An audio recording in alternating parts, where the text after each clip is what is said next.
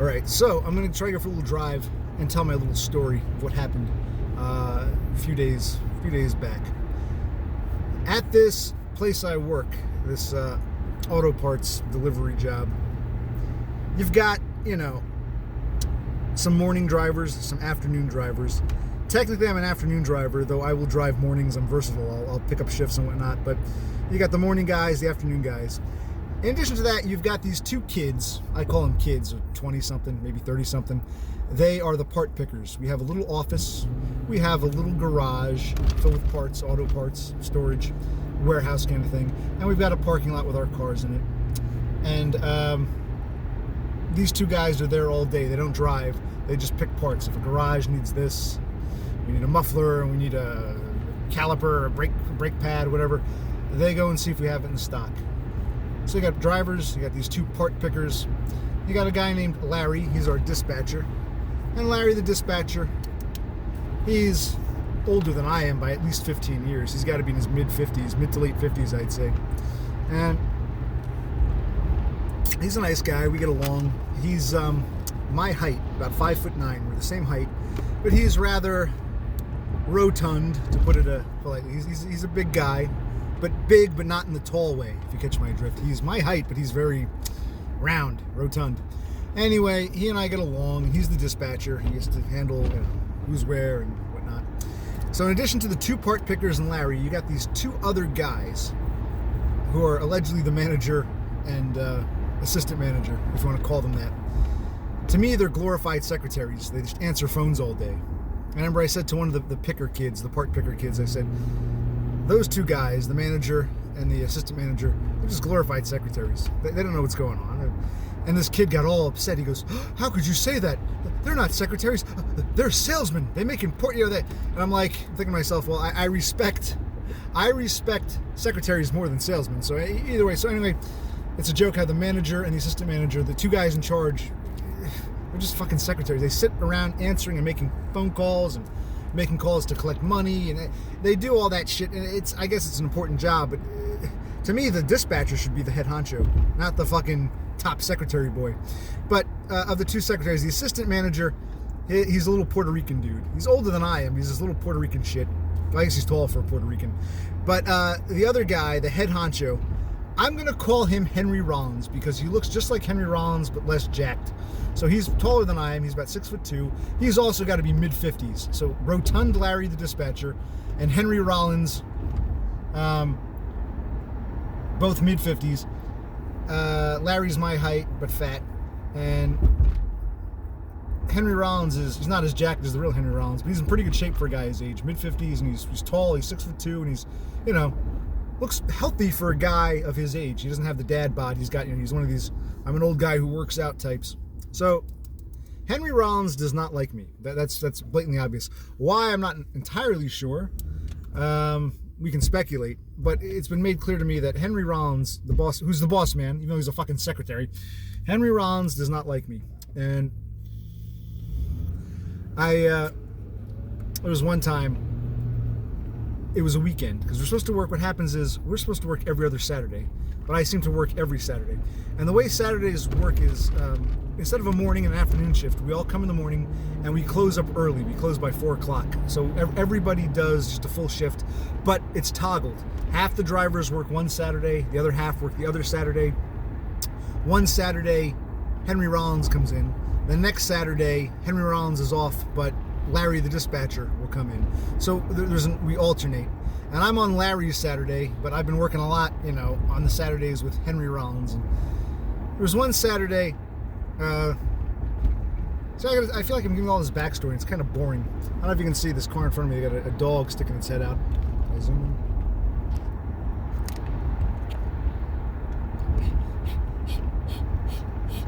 in. So anyway, where was I going? Okay. So, long story short, there was one Saturday, it was me and the dispatcher. Henry Rollins wasn't there. And I stopped for some iced tea. Do I have one of can I show you? I really love the Gold Peak, I don't know if you're going to be able to see this. Gold Peak unsweetened tea. Unsweetened. No sugar, no lemon, just cold tea. And you can't get this at a convenience store. You can't stop into a 7-Eleven or some shit like that. You can only get it at a supermarket. So I stopped, because I figured, it's Saturday. I'm usually prepared, but Saturday's kind of a screwy day. I didn't have time to go shopping. So I stopped on the way back from the ride. I stopped at a local grocery store, and I got myself a tea. And they track us on GPS. And Larry said, "Oh, don't do that. I got to tell Henry Rollins you did that." I'm like, "Okay, fine." So sometime later, I did it again. I really needed some tea, and I said, "Fuck it. There's a grocery store right across from this garage." So I went in, and I bought myself some tea. This is the second time now, several weeks later. And when I got back to base, Henry Rollins was there. I think it was a Saturday, and again, Henry Rollins wasn't supposed to be working that Saturday because he works every other. He came in to catch up on some paperwork. And he got pissed. He checked the GPS. They track us on their computers. He's sitting there at his desk with his little phone and his paperwork. And he says to me in the office, a little office you come in, there's a bathroom and office. He says, "Did you happen to stop at a supermarket and buy some tea again?" And I said, I'm an honest man. I said, yes, I did. And he goes, like a dick, he goes, "You do that again, you won't be working here." And I said, okay. I'm thinking to myself, guy's kind of an asshole, but I guess technically he has a point. I was warned about it once, although Larry the dispatcher really didn't have to tell him. But, okay, so I said, okay, fine. I said, fine, Henry Rollins, fine, I'll never do that again. Because, he's a dick, but he is the boss, and in theory, he could just fire me flat out for that. And I said, okay. So that should have been the end of it. And then what happened was, sometime, not long thereafter, I was making a delivery. I was delivering actually these two small garages right next to each other, and I was delivering, and I was sort of held up there. I was there a bit longer than I should have been, because I think one of the garages had a bunch of auto parts they wanted returned, like items they bought but didn't need, because maybe it didn't fit the car, they ordered the wrong part, items that were damaged. We also take back cores. A core is just any used item, a battery core, a brake caliper core.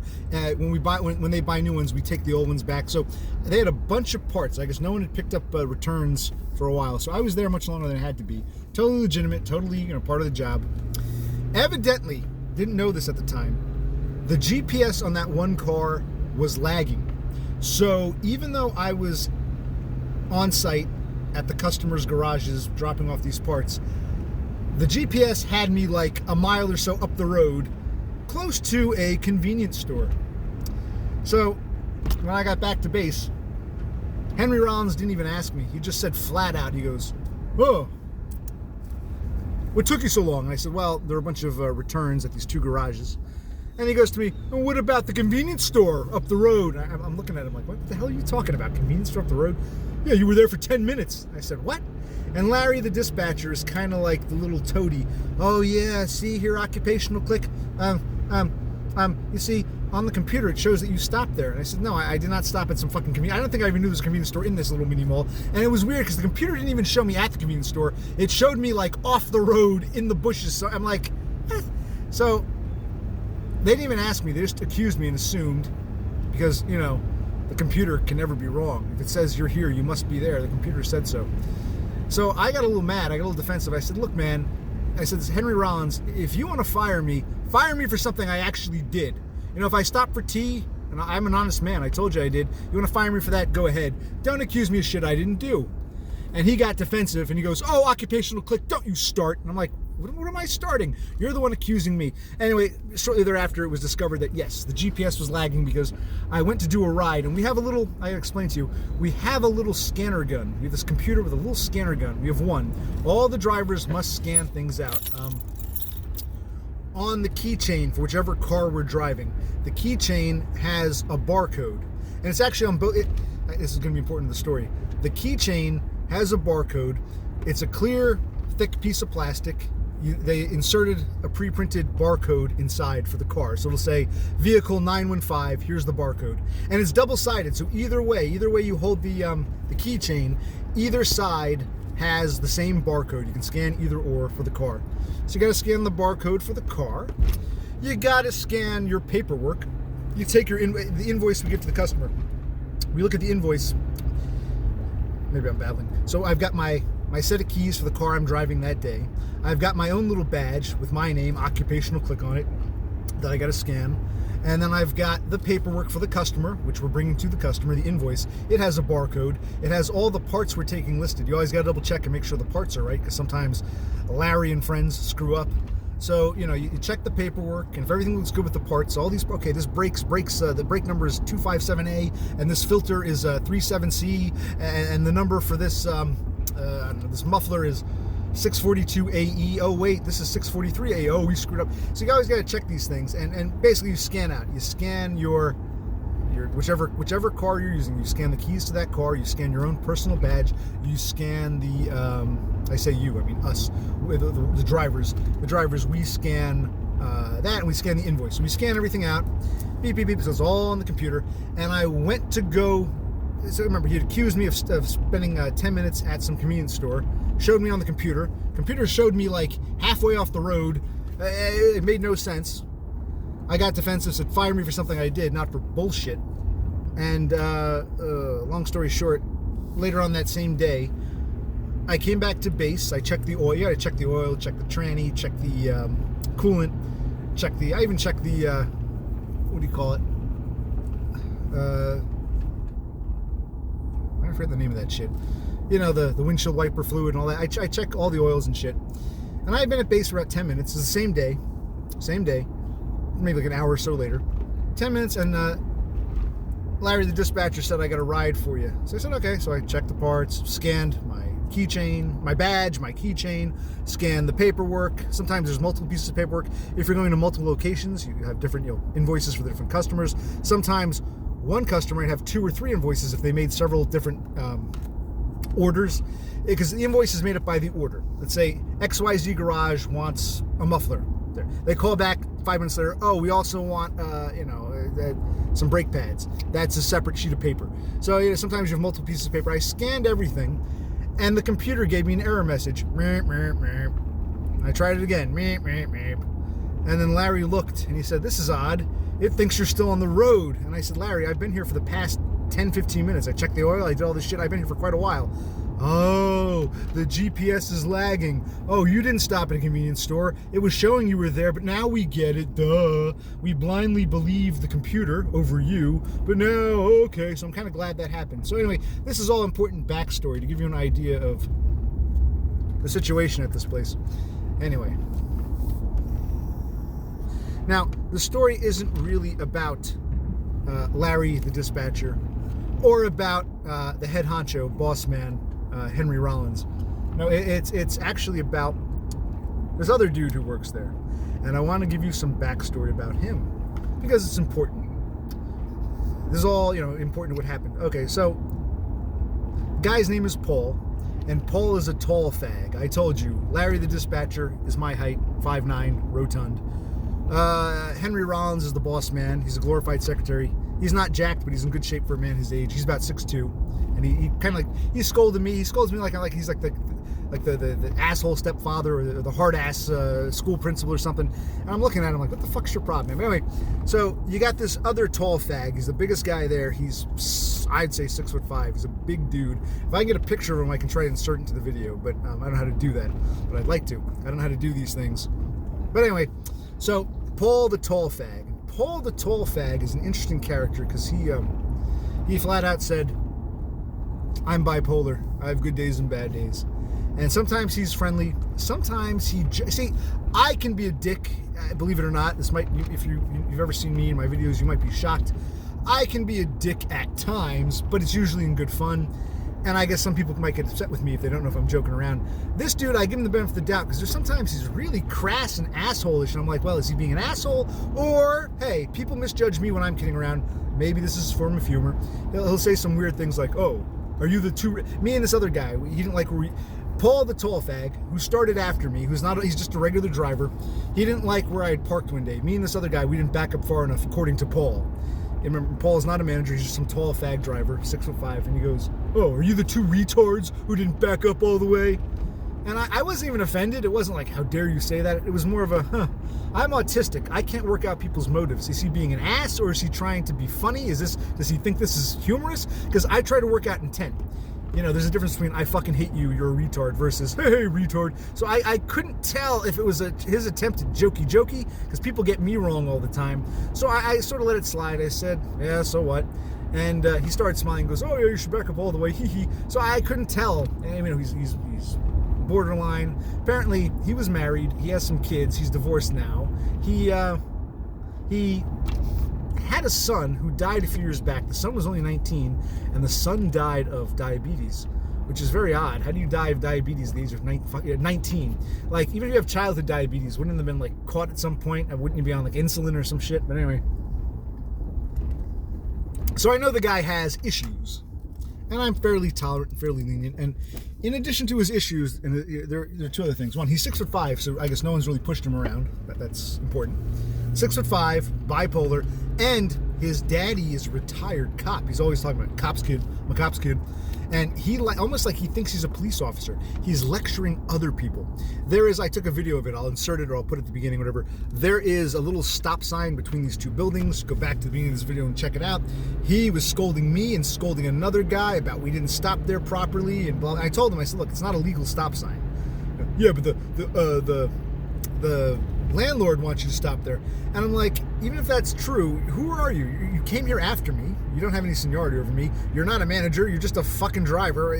This is like out of line. But even though and he lectured another guy about it, and the other guy's looking at him, even though he acts like I'm the cop, even though he's overstepping his boundaries, he himself will boast and brag about how he has a metal-plated PBA card. Now, I need to explain what a PBA card is for those who don't know. If you are a policeman or the wife or child of a policeman or somehow buddy of the policeman, they might give you what's known as a PBA card. PBA stands for Police Benevolency Association. It's basically a union of police officers. And PBA cards are paper, they're one-time use, but if you're like a cop or related to a cop, you get a permanent PBA card made out of metal.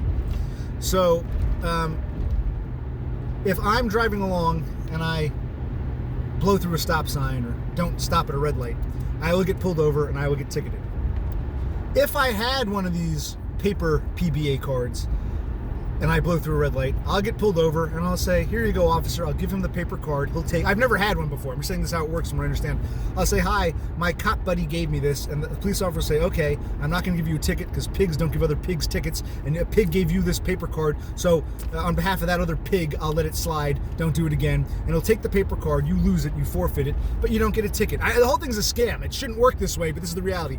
And if you are like this kid, this tall fag, Paul, if you're Paul, the tall fag cop son, you get a metal one. So that means if you blow through a red light or a stop sign and then the pig pulls you over, not only do you not get ticketed, you don't even have to forfeit you get a permanent get out of jail free card, a PBA, Police Benevolence Association card. And he's always boasting and bragging about, in his younger days, he used to drag race people, and he was a cop's kid, so it didn't matter. And I'm like, you motherfucker. Not only are you have no apologies for being basically a piece of shit who breaks the law and gets away with it.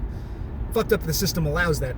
But you're going to scold me. It's like you want to control others, but you have and not just me, other drivers, you want to scold them, and you have no qualms fucking, you got a gold-plated PBA card. But this is someone who, you can tell, he's not in his right mind. And when he first started, the way it works, whenever someone's hired, you don't just put them in a car. They drive around with another driver. And this tall fag Paul, he did not drive around with me. He drove around with a couple of the other drivers. But after about a week's worth of drive around, what happened? He drove around for about a week. And then it was determined, okay, you're good to drive your own car now. So I was in the office one day. It was me. It was Larry the dispatcher. It was Henry Rollins.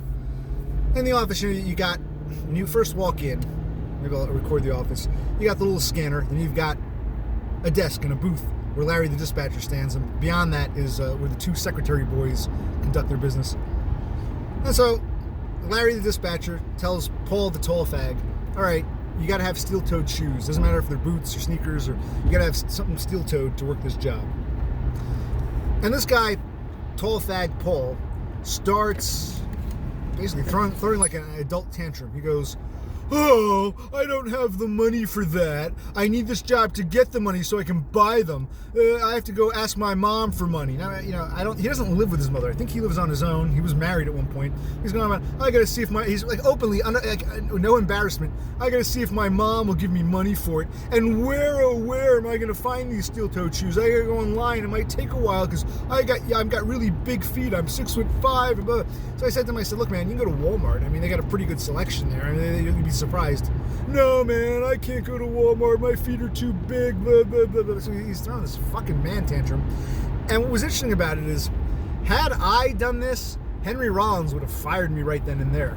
Henry Rollins seemed, because Henry Rollins was in the office, the boss man, he's there. He didn't seem, I wouldn't say scared per se, but he seemed a little, I don't know if I want to say anything. He was very standoffish. Henry Rollins, the asshole vice principal boss man, head honcho, it should have said, hey, look, man, that's the job. You can't hack it. There's the door. But instead, he was very quiet. He was very mum. Because remember, Henry Rollins is 6'2", and this dude is 6'5". And he's throwing this bizarre tantrum. Anyway, so where was it? So, another time, so yeah, Henry Rollins would chew me out, but he was afraid, I guess, to say anything to this tall fag. Anyway, another time I was working one day, and the car that the tall fag was driving had to be dropped off at the mechanic shop that we use. We do business with them. It's the closest mechanic shop. We do business with them, and we get our cars serviced there. We have some kind of arrangement. They get a discount on parts because they service our cars or some shit like that. So Larry, the dispatcher, says to me, okay, occupational click, tall fag Paul is going to follow you. You're going to drop tall fag Paul's car off, and then you're going to ride back to base. We have another car you can use. I said, okay. So I left first, and the tall fag followed me. And you got to go up this hill. Maybe I should have gone that way. Maybe I'll go up that hill. But I kind of went a different direction. So anyway, we had to go up this hill to get to the mechanic shop we go to. And we made pretty good timing. I was driving, I think the speed limit up the hill is like 50 miles an hour. And remember, going uphill, you can't go that fast. The accelerator, the trans. So I was making good timing. He was like really lagging behind me. We got to the mechanic shop. Oh, see the farm? Look at that, the farm. More farmland, blah, blah, blah. We got up to the mechanic shop, and Paul the tall fag drops off the car. He gets in my car with me, the passenger seat. We start driving back to base, and he starts lecturing me about how I could barely keep up with you. You were speeding up that road. I said, well, speed limit's 50. How fast was I going? 50, 55 maybe? Yeah, I'm going uphill. It's not like I'm going fucking 80 miles an hour uphill. Well, yeah, but technically you're supposed to you have like 7 or 8 cars at certain speeds, and I think you were too close to the car in front of you. I said, what car? There are no cars in front of me. So he was giving me this weird, bizarre lecture. And he's also talked about how he's worked in construction. He's worked all kinds of jobs, but he's apparently lost all these jobs. So anyway, let's get to the story proper. It only took us damn near half an hour, but let's get to the story proper, because I think a painting must be painted before I can tell these stories. So this past Thursday, which I believe was the 19th, September 2024, I was late, and I told them I was going to be late. I went to the doctor to have my hand looked at again. I also got some blood work done. I wanted the doctor to look at my hand, and it took longer. I got there at like 10 o'clock. I was supposed to be to work at noon, but I had to wait and wait and wait. So I gave Larry, the dispatcher, heads up. I said, I'm going to be late. He said, no problem. No problem. So I got there. I forget what time I got there. It was after 12. It was probably like 12:15-ish. I forget. I was like 10, 15 minutes late. And I had to wait for a morning driver to come back because there were no cars for me. So I waited, and a morning driver came in. And Paul the tall fag, he's an afternoon driver, so he was already there. I guess he was on time, but he's been late many, many times. He was on time today. So he had his car. And another morning driver came back, and I took the morning driver's car, and Larry the dispatcher said, okay, occupational click, here you go. I want you to take do this delivery. I said, sure. So I told you, remember the scanner device? I went to the scanner computer. This is why I paint the picture. I went up to this, we're in the office. We got a garage warehouse. We got a little office. We got the parking lot. I'm in the little office with Larry the dispatcher, and the Puerto Rican guy, secretary, and Henry Rollins, the boss man secretary. And Paul, the tall fag, comes in. He has a delivery to do, so he wants to scan too. And you know what happens? Sometimes someone's in front of you. You got to wait for them to scan out. No big deal. So he was behind me in line. I'm scanning all my little things, the customer's invoice, my personal badge with my identification, the car keys to the vehicle I'm using. I'm doing this. And Paul, the tall fag, very loudly and obnoxiously gives out a sigh, like, and I could tell, even though I'm autistic, I could tell he's directing it towards me. I guess he thought I wasn't going fast enough. So I didn't speak to him directly, but I just sort of said out loud to no one in particular. I said, gee, I looked at my keychain. And remember, the keychain has the barcode on either side. Identical barcode, you can scan either or. I said, gee, I wonder which side I should scan today. Just because this guy's being an asshole, I'll be an asshole back. You wait for your fellow coworker. There've been times I thought, oh, that old guy in front of me is kind of slow. I might think, internally I'm thinking, geez, hurry up, old man. You know, some of these other drivers. But I don't, act like a dick like that. I can be a dick at times, but no, I'm not. I don't usually, come on. So anyway, I start acting. This guy, tall fag Paul, is insinuating that I'm taking way too long. So I said, let me go extra slow. I said, gee, I wonder which side of the keychain I should scan. Anyway, Paul starts yelling at me, and he's yelling something about, I'm paraphrasing, it was something like,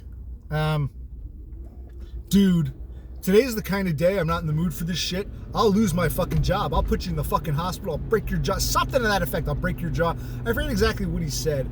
And, in the moment, I was sort of half listening. Anyway, but he's doing this. He's threatening me verbally in front of, like, everyone who's in the office. Larry, the dispatcher, and, the Puerto Rican guy, and the Henry Rollins guy. And so Henry Rollins, who's on the phone doing a secretarial call, hangs up, and he starts yelling at both of us, but more looking at me. And he goes, I don't need to hear this stuff. Threats of violence in the workplace? I don't need this. So I didn't say anything to Henry Rollins. I just took my parts and left because I was done scanning. I just got in the car and I left. And I remember thinking to myself, does Henry Rollins think that the tall fag and I are like escalating things? Because the other day we were buddy-buddy. And today I didn't say a damn thing to him. I made a joke out loud about which side should I scan first. It might have pissed off the tall fag, but the way Henry Rollins yelled at us, he thought we were going at it because we weren't. Out of nowhere, this dude is threatening to break my jaw and put me in the hospital. 6'5" tall fag. Anyway, 6'2" Henry Rollins yelled at me like he always does. And I left. I went and I did delivery. When I came back, Paul, the tall fag, wasn't back yet, or maybe he'd gone out he wasn't there. So I came back. I go into the office, and Henry Rollins says to me, he goes, kind of very angry. I mean, I commend him that he takes workplace violence somewhat seriously. He realizes there's a line you do not cross, decorum. Kudos to Henry Rollins for that, because I've been in some jobs. I will tell you stories. I will tell you these stories. I've been in jobs where they did not give a shit about threats or even actual workplace violence. But in this case, Henry Rollins seemed bothered by it. He was clearly more bothered by it than I was. But instead of saying, and I don't want sympathy. I don't want him to say, poor occupational click, what was you? I want him to say, all right, man, what do you want to do? What do you think we should do? Because that sounded pretty serious to me. But instead, Henry Rollins says to me, do you want to do something about this? Let me know now. And I said to him, why bother? He didn't touch me. I know nothing's going to come of it. Why bother? Henry Rollins was like, fine. You don't want to do anything about it? That's fine. I said, okay. So again, I don't want his sympathy. I don't want, whoa, poor you.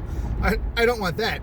But if he had said to me, hey, occupational click, I'm Henry Rollins, the boss, and I was disturbed by what I heard. I think we should. And had he come to me, neutrally, I was fine. Instead, he was all like dickish about it. Even this, he's being a dick about it. Henry Rollins, you clearly heard the guy threaten to break my jaw. You were bothered by it to the point where you were screaming at us, but more so me. So you, Henry Rollins, are bothered by it, but you're acting like, you're acting like angrily, do you want to do something about this? Almost accusatorily. And I said no. So then I went and I did another ride. And I came back, and this time, Larry the dispatcher wanted me to fill out a report. So I said, okay. So I wrote a report. I forget exactly what I said. I just wrote, Paul the tall fag threatened me because he felt I was going too slow with the scanner machine. He said he'd put me in the hospital or something, break my jaw, and blah, blah, blah. So I wrote the report. And then, of course, even though I wasn't there when this happened, they're going to ask Paul the tall fag for his side. So I guess he had to write a report. So I guess you're giving the tall fag the impression that I wanted to do something about it when I actually did, because I know nothing's going to come of this. I'm black-pilled enough to say nothing's going to come of it, so why bother? So now Paul, the tall fag, borderline nutjob, son of a cop who breaks the law and gets away with it, but wants to hound everybody else for, not abiding by the rules, even though he's not a boss. Paul, the tall fag, probably thinks, occupational click complained about me, I'll get him. But I mean, I can't control what he thinks, but at least understand I didn't want to even do anything about it. Why bother? Writing reports is meaningless. HR only cares about the company, not the individual. I didn't even want to get involved in the report, but Larry sprung it on me. I said, all right, fine, I'll write a fucking report. What the? Part of me, I do feel somewhat loyal to Larry because he doesn't really vouch for me. I guess he's kind of an asshole too in a way, but he understands the need for drivers. He understands I know the area, so I don't. The guilt came from Larry's a nice guy. I don't want to dick him over. If I didn't like Larry, or if Henry Rollins was insisting, I would get nasty with Henry Rollins again. I'd say, look, man, I'm not writing your fucking report, but I did it for Larry, so it's fine. Let's do it. So I wrote up this little report, and I guess tall fag Paul had to write his. And let's see. I saw the tall fag Paul a couple more times that day. At one point, he had to use the bathroom. I was in the office. I had gone to the bathroom. We just passed each other. He gave me this very almost childlike, like I'm not talking to you. And I said to myself, you know what? This is Thursday evening now. We're getting ready to close. And I said to myself, if he apologizes to me before the day's over, if he says, hey, occupational click, I'm sorry, these things sort of happen, it would have been the end of it. I'd say, let's just. But he did not apologize. What happened was, it was getting late. It was probably around 5:30-ish. We close up at 6. And I came back from a ride, and tall fag Paul was being dismissed for the day. It was over. He wasn't sent home or anything. He was allowed to work that day. But I guess Larry, the dispatcher, said, okay, we're winding down. It's not so busy. Why don't you go home? And I guess Larry wanted me to stay a bit later because I'd come in late. I'd been 15 minutes late due to a doctor's appointment. So he said, okay, Paul, the tall fag, you can go home. Occupational click, why don't you stick around just in case we have one last ride or something. So, okay. So Paul, the tall fag, wouldn't look at me. He would not look at me. But he said to Larry in the parking lot, very obnoxiously, very passive-aggressively, he says, hey, Larry, how come the kid who came late gets to stay longer? And actually, it makes sense, there's no threat that I'm going to go over hours and get overtime. I was 15 minutes late, so I can stay 15 minutes later, not just to make up the time, but, there's no threat that I'm going to go over the 8 hours or whatever, because they're all very particular about hours. So it actually makes sense. But Paul had this passive-aggressive attitude of, how come he gets to do this, that piece of shit? He thinks he's done no wrong, and he's one of these people who never had there were never any consequences for his terrible actions, because A, he's 6'5", so people are naturally either intimidated by him or they want to defer to him, so there's that aspect. B, he's the son of a cop, so he's gold-plated PBA card. And C, I think he's too mentally fucked up to even realize he's fucked up. So I said, you know what? Fuck this. I said, even though no one really cares about ugly, unwanted men, I am going to call the police tomorrow. And I'm going to file a report. I know nothing will come of it, but at least let me get some kind of documentation. Because I don't want, you can't trust the company. So whatever little report I wrote for the company, I said, I'm going to get my own report. And the only way to do that is I hate the police. I've been dealing with police. I actually went and got copies of the police reports pertaining to my situations in August, which I'll tell you about. But I said, let me call the police and get this done. And the area where, in Jersey, I'll explain, in New Jersey, some municipalities have their own police stations. Others do not. If a municipality does not have its own police station, it automatically falls under state jurisdiction. The counties maintain the jails, but there's no, like in other states, right here, the county sheriff, in Jersey, county police department, the county sheriff's office is for jail maintenance. You get arrested in one town, you go to the little local jail, the little holding room, and then the county comes and takes you to the county jail. So in New Jersey, the county police or county sheriff's office handles jailing. In New Jersey, it's either the town, the municipality, the town has its own police force, and if it doesn't, it automatically goes to state police. So the location of the auto parts base does not have a local police station. You got to go through the state, and the state police, they have a bunch of barracks all over the state, but they're pretty far apart, and there's no local barracks. So when I called the police, I said, listen, on Thursday, this is on Friday now, so it's Friday. Yesterday, Thursday, a coworker threatened me, and it was threatening enough that that the boss and the dispatcher felt bothered by it. They insisted I write a report. So if it's that serious, just for my documentation, let me get a report. So what I did was I went to work early before I was supposed to work. I knew the tall fag wouldn't be there yet because he doesn't come until noon. So I got there around like 10:30, 11, and I had to wait for the police to come out. These two police officers show up, New Jersey State police officers, both younger than me, because I'm in my 40s now. These guys must have been like later 20s, early 30s. It's amazing when police are younger than you, but I guess I'm getting to that age. So one was a white guy, and he was about my height. The other was very tall, like again, a tall fag, but he was an Arab. And not even an American-born Arab. He's like, I am Officer Ahmed Abdul. It was like, it's almost, I think, my God, do you need directions you need to rent a car and get directions to the Liberty Tower? I mean, it's almost like, wow. Like, no joke. Younger than me, but not an American Arab. Not American born. He had the accent. Yes, Officer Abdul, Officer Ahmed. I'm like, wow. But he was kind of a weirdo because like I was talking to the white cop is clearly the one who was dictating things, and he seemed a little upset with me. The white cop's like, well, maybe you can go through your companies. There's some company policy. And I was polite, but I'm thinking, you dumb fuck. The guy threatened me with violence. Doesn't matter where it happened. You're a cop. Take down the report, pig. And then I'm talking to him, and then Ahmed comes over. Says, what is your name? So I start telling the white cop, okay, Paul the tall fag. Okay, here's he is a coworker. We work together. The Arab comes over. What is your name? What is coworker's name? This is coworker. I'm doing like a Russian accent. I was trying to do the Arab accent. Ahmed, is this coworker or is this customer? I have to repeat myself to the fucking sand nigger who's standing right fucking there. And I tell the white cop, I say, listen, I want a documentation of this. And you could tell these police felt so inconvenienced. They came from a barracks like an hour away, and you could tell they were inconvenienced that they had to drive an hour for this shit. They didn't want to hear it. But I don't care. I want the report for my records, not because I think anything's going to come from it. I'm not going to press charges because there's no charges to press. But maybe I could use this report with my autism diagnosis report. Because in the autism diagnosis report, the bitch did put down that, oh yeah, he has workplace problems. Maybe I can include this. So I want documentation for, bureaucratic reasons. So I met them at in the parking lot near to these police. I met them in the parking lot near to the shop, the base, the auto parts place. And then I led them into the place, and tall fag wasn't there yet. And unfortunately, this is what sucked. Larry the dispatcher, unbeknownst to me, had taken a personal day, so he wasn't there, because I would have loved to have gotten two guys' statements. Larry the tall fag, Larry the dispatcher, and Henry Rollins. So Larry the dispatcher wasn't there. He'd taken off for Friday.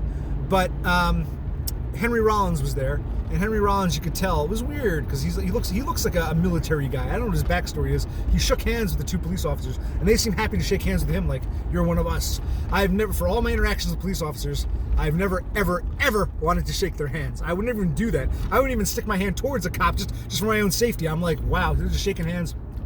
And the dispatcher, who wasn't there, well, I'll get back to him in a minute. He had said something the day before, which I wish had gone in this police report. But anyway, Henry Rollins, the secretary boy, head honcho, 6'2", barks at me, but is afraid of Paul the tall fag. He starts talking to these two police officers. Maybe I can insert some pictures. And he says, well, listen, hey, I was on the phone. I only heard the end of it. I heard the threat about putting him in the hospital. And I felt like saying, can you clarify for these pigs for the report whom threatened whom? But I didn't say that because I don't want to, bias the witness or whatever it is. So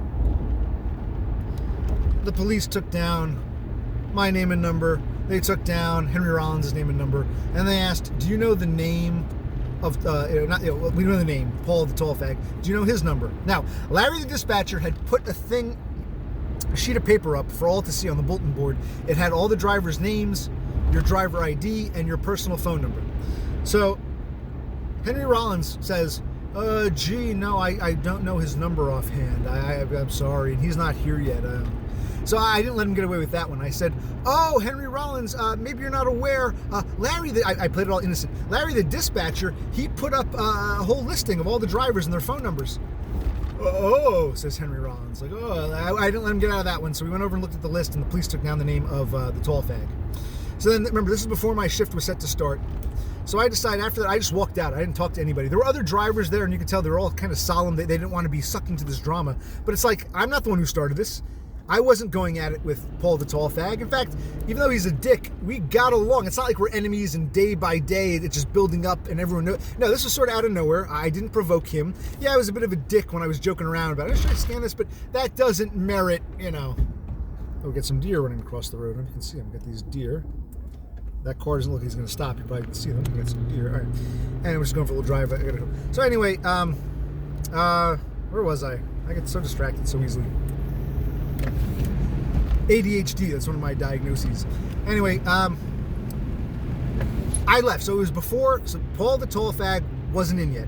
It was before either of our shifts were supposed to start. We were supposed to come in at noon. This is around like 11, somewhere between 11 and 11:30. I called these pigs. I waited an hour. I met them there at 10:30. This is now like 11:15.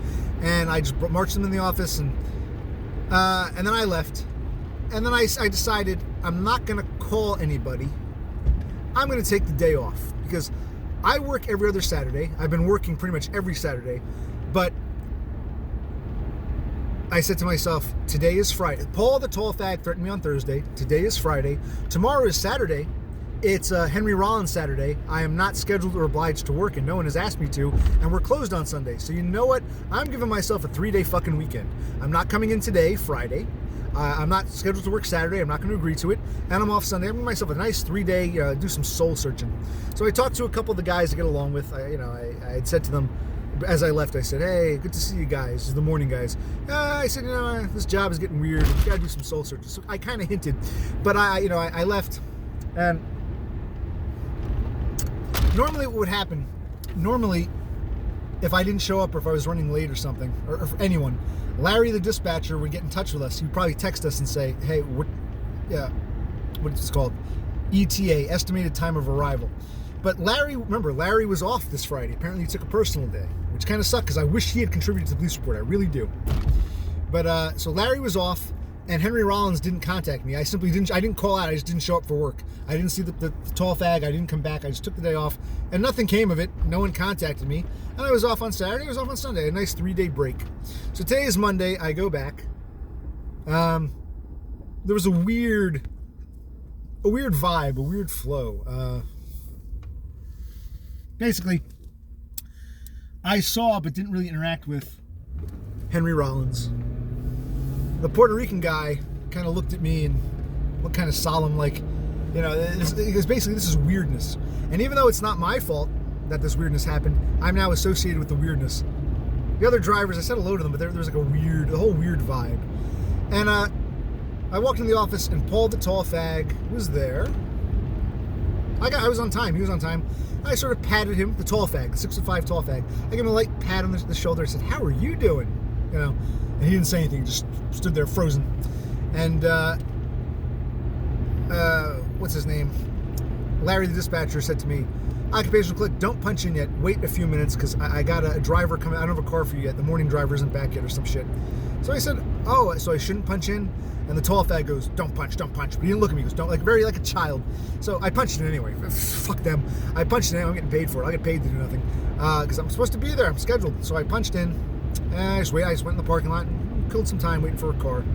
But I didn't talk to Henry Rollins. So we gave each other some weird looks. Henry Rollins, the boss. And didn't talk to the Paul the Tall Fag. Didn't really talk with him too much. I didn't talk to him. It was actually a pretty busy day. But I noticed, we do transfers to our sister stores. Every hour on the half hour, we'll get a delivery from another store, and some of the parts have to go to another store that's further afield, so we do this brigade thing. And I remember one time, Paul the Tall Fag said to Larry the dispatcher, he said, I really like doing the transfers to the sister stores. So Larry the Tall Fag made sure that Paul gets to do a transfer anytime he wants. And I don't mind, I enjoyed the transfers, but hey, I'll do whatever you want. You want me to do a transfer, fine. You want me to not do a transfer, go up and down the block all day, that's fine. I don't mind either way. What I don't like is, why is this Tall Fag dictating to you? Why is this Tall Fag complaining to you about other drivers not stopping at the stop sign, and you're obliging him? So that's one thing I've noticed about Larry the dispatcher, who's my height. He's a big rotund dude. He seems to he seems to demur or defer to this tall fag. I'm like, what is this shit? So that's not, so we're talking about that. So he defers to, as if like Paul the tall fag is not a boss, he's not a leader, he's not anything. He started after I did, and yet you're taking orders from him. You're the fucking dispatcher. He bitches about steel-toed shoes, send him home. He threatens someone, send him home. Because if I had said, hey man, I'm going to break your jaw, I'm going to get a gun and shoot you dead, I'd have been fired on the spot. But when the tall fag does it to me, even Henry Rollins is, we've got to obey him. Anyway, there's one other guy I want to tell you about. There is this one dude, he doesn't work every day. He works, I would say, I think 3 days a week. Like Tuesday, Wednesday, he has some special arrangement where he does a long shift. He's morning and afternoon, but he only works 3 days a week. And I forget his name because I don't know him that well, but he's, again, in his mid-50s. So just like me, Larry the dispatcher, and this dude, I call him the rock star. He looks like Iggy Pop. He's got long blonde hair. He looks like one of these rock star kids who never grew up. Now he's he's getting towards senior age, but he never grew up. But he's a nice guy. And I honestly can't remember his name. I just say Rockstar, what's up? So Rockstar, so me, Larry, and Rockstar, we're all the same height, 5'9", and I'm, 42, and they're probably like 55, 56. Rockstar was in the office on Thursday when all this transpired, and he was the most taken aback by it. And when I got back to base on Thursday, he went out of his way to say to me, dude, what was he? I call him Iggy Pop, the rock star. He looks like Iggy Pop, long blonde, dyed blonde hair, Iggy Pop, the rock star. So Iggy says, dude, bro, what the fuck was that, man? You're just kidding around. He wanted to break. That guy's fucked up. And I said, well, he's a big guy, so he doesn't get pushed around. He's the son of a cop. And, in primitive societies, the tallest guy gets to be leader just because he's the tallest. Yeah, I'm like, Iggy Pop, from his perspective, said, you did no wrong. Nothing you did merited that. That was fucked up. I was worried. I couldn't tell if he was joking or not. That was fucked up. He didn't sound like he was joking. Like, you could tell. Iggy Pop was on my side. He was like, dude, that tall fag, Paul, had no right to do that. That's totally nuts. I've never seen... But again, Rockstar guy, he's my height. He's neurotypical. Like he's the rock star who never grew up. I'm sure he has his own issues, but he's got a wife or a girlfriend or whatever. And me, I'm like so it's both. It's an equation. I'm not intimidating enough because I'm not tall, and I'm not small and manlet enough to be seen as harmless. I'm fair game height, and I'm not neurotypical like the rock star. So the rock star just does his thing, la la la. The tall fag would never pick on the rock star, but because I'm the autistic weirdo, the tall fag knows he can get away with it. And and the rock star dude, he's easy going. He had never seen anything like it. He's like, whoa, what the fuck was that? How the fuck? Who allowed that to happen? What the fuck? That's just insane. Like he had never seen anything like it in his 56, 57 years of life. And I'm like, dude, and he even said, you're not a big guy, but you're not a little guy. You're my height. No one treats me like that. I said, yeah, well, I didn't say I'm an autistic weirdo. I said, yeah, well, you gotta understand. So the rock star dude was really, Iggy Pop, he was really like bummed out by what he saw. But the point is, the third party witness effectively said, you did no wrong. Nothing you did on paper justified that. Even if there was a crime, the punishment wasn't justified. That was totally out of control, insane. But the rock star guy, because he's neurotypical and not an autistic weirdo like me, doesn't have these social problems with people. See, the same people who are smiling with the rock star, the same exact people, are the same people who might attack me. It's not like, oh, you hang out with nice people, I hang out with jerks. No. Jekyll and Hyde. The guy who's really nice with you might be a total nutcase monster with me. And then Larry the dispatcher comes over. I'm trying to say it's the same people. It's not like you went to one bar and everyone was nice. I went to a different bar, but it's a shithole dive bar, so they were bad people. No, you went to the one bar, everyone was nice to you. I go to the same bar, cheers, and they want to fucking like slit my throat. The same people who you think are nice are selective. The way they present to you is not how they present towards the autistic retard like me. So it's not like a matter of this guy's nice, this guy's a jerk. It's this same guy could be nice to you and a total asshole nutcase to me. And you'd never see it unless you happen to be there, which you were, Iggy Pop. But then Larry, the dispatcher, comes over, and he's like, when I asked Paul for his side of the story, Paul the tall fag, when I asked him for his side of the story, he had this look on his face like, oh, like as if he'd been there before. Like maybe he's had problems on other job sites where he threatened someone over something petty. And then he apparently, Paul the tall fag told Larry, he says to Larry, I threatened to put him in the hospital, but I didn't actually threaten bodily harm. And Larry says to us, geez, does Paul not know what he's saying? Like, what the fuck? So apparently, Paul, the tall fag, said, I threatened to put occupational click in the hospital, but I didn't threaten him with any bodily harm. It's like, well, what do you think threatening to put someone in the hospital means? He did something about breaking my jaw. I don't know. So, but you'd think there'd be a zero time, either okay, Paul the tall fag, go home, we'll deal with you tomorrow, or Paul the tall fag, you're fired. Instead, I'm the one getting threatened, and I'm the one getting yelled at by Henry Rollins, the boss, about, do you want to do something about this? Do you want to file a report? It's like, and if you guys all think that this is so serious, then you should be happy I called the police. But anyway, that was on, that was on Thursday, the day of Thursday. Friday, I called the police. The police couldn't have been any less interested in filing a report on my behalf. Like I was a chore to them. But, where am I going with this? So Thursday, all that. The Rockstar guy was appalled. Larry told me he thought it was serious. On Friday, I called the police, but Larry was off, which sucked because, and the Rockstar was off. Iggy Pop and Larry the dispatcher, they could have, they could have contributed to the report, but of course, hey, my luck. Iggy Pop doesn't work that day, and Larry the dispatcher just so happens to need a day off, so I'm left with Rollins giving his side of the story. So anyway, that was on Friday, and I took the day off, and fuck it. It was off Saturday, it was off Sunday. Today is Monday, I went back, and,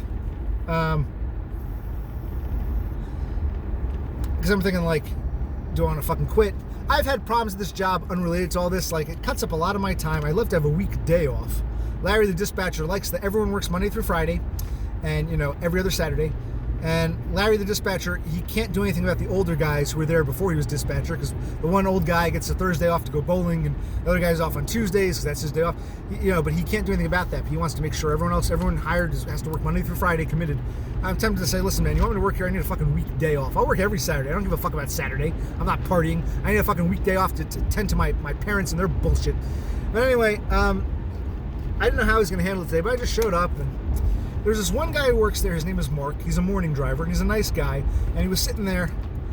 His shift was over, but his car was in the shop, so he was waiting for his wife to pick him up. And he's a lot of old guys here. He's like mid-50s. He and I get along. Very nice guy, Mark. Not the Iggy Pop rock star who was appalled. This was not Larry the dispatcher, not Paul the tall fag.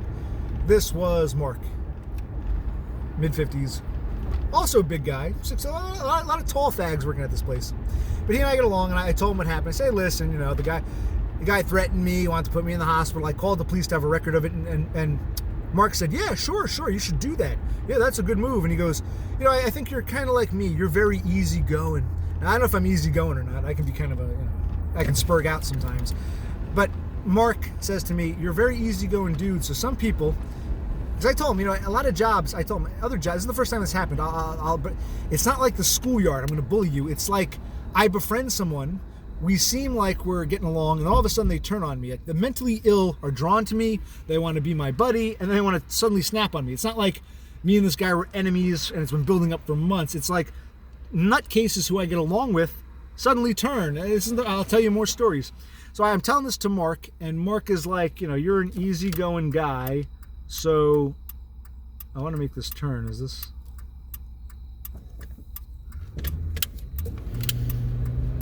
Technically, he had the right of way, but that was nice of him. So,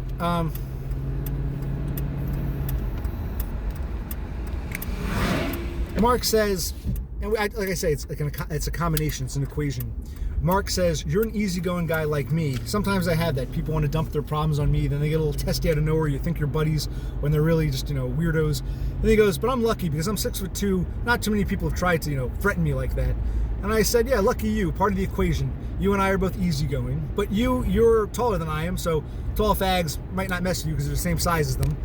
I'm not small enough to be seen as a harmless manlet, so I'm a fair game height, 5'9", and I'm, an autistic retard. So, it has happened before in other jobs. Someone who I can tell is off. Like, I'm mentally off, and these people are mentally off, but it's a different kind of mental off. I'm an autistic retard. Paul the tall fag is a bipolar.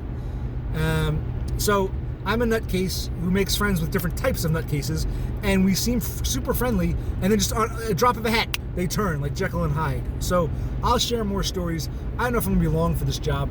Part of it, my shrink says I'm counterphobic, but part of me is like, I'm not gonna quit a job over tall fag, fuck him. But another part of me is like, well, I can use this as an excuse. Hey, fuck it, I'm not gonna work. And I'm already doing passive aggressive things. Like today, I deliberately stopped for an iced tea, even though I deliberately did it, and I knew they'd eventually see it. And today, Henry Rollins didn't say anything to me, but the way it works, just so you guys know, there's morning and night. Henry Rollins comes in like early, like 6:30 in the morning, and he's usually gone sometime by late afternoon. Dispatcher Larry comes in 9:30 and stays till closing. So their shifts are toggled, so no one has to be there for fucking 12 hours. So they both have eight. Well, they work a little longer. They might do 9.5, 10-hour shifts every now and then, but so neither has to open and close. Henry Rollins opens, and then Dispatcher Larry comes in a few hours later, and he closes after Henry Rollins leaves early. So at the end of the shift today, Henry Rollins was gone. Paul the tall fag was leaving. I had come back, and there's just me and Larry in the office, Larry the dispatcher, and he had the computer up. He had the GPS. It shows you like a Google map kind of thing where I had going and coming back. And he said, listen, you went to our sister store, and I know it's not the same as when you're going to directly to a customer, but you still shouldn't be making stops like that. We've talked about this.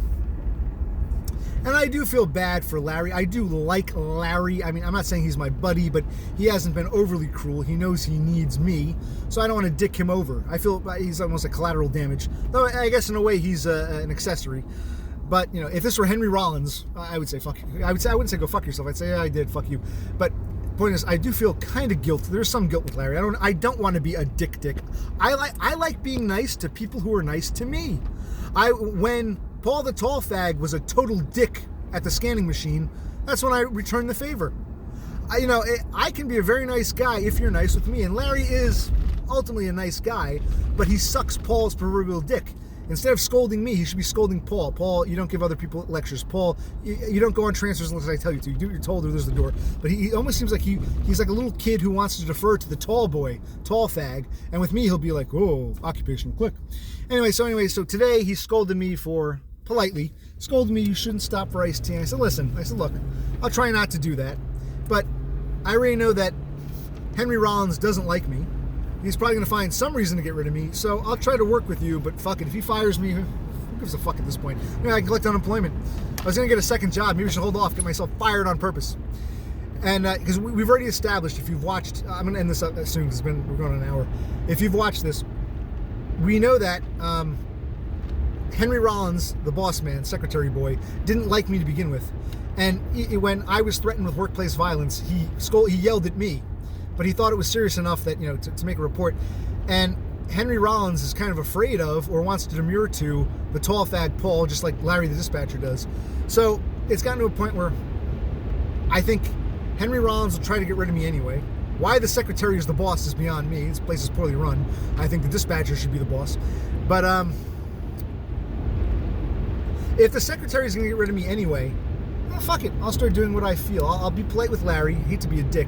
I know I'm going to piss Larry off because Larry's going to say, occupational click, you told me you'd stop doing that, but you're doing it. Why are you doing this? Now you're pissing me off. Sorry, Larry, but I have no respect for Henry Rollins. I have no respect for you when you suck the proverbial dick of Paul the tall fag. Someone's got to tell him no. Someone's got to say, fuck off, asshole. You're fired. Your behavior is asshole-ish and you're a fucking nut job. Fuck you. You're fired. But no one wants to do that. And it's not like, I can understand if this place was like I don't know. If it were touchy-feely, lovey-dovey, and you were like that with everyone, then I'd say, okay, this is a touchy-feely place. But it's not a touchy-feely place. As we've seen, Henry Rollins will flat out say, you stop for tea again, I'm firing you. So it's not like they're touchy-feely with everybody. You'll be a dick to me over stopping for an iced tea, but you'll be touchy-feely, lovey-dovey with the tall fag when he threatens another coworker's well-being. You understand? It's like, whoa. So I have no respect for this place, and part of me is like, why stay in a job that sucks? Well, part of me is like, fuck it, let me stick it back at them. Yeah, it's like, all right, I don't want to rant and ramble. It's been an hour. If there's anything else I think of, maybe I'll splice it in. I gotta learn how to use these video editing softwares. open shot, shot cut. There's another one that Totem recommended. Totem, if you do watch this whole thing, put it in the comments. I forget what it was called, but you said it was better. Because, all right. For now, Occupational Click is out.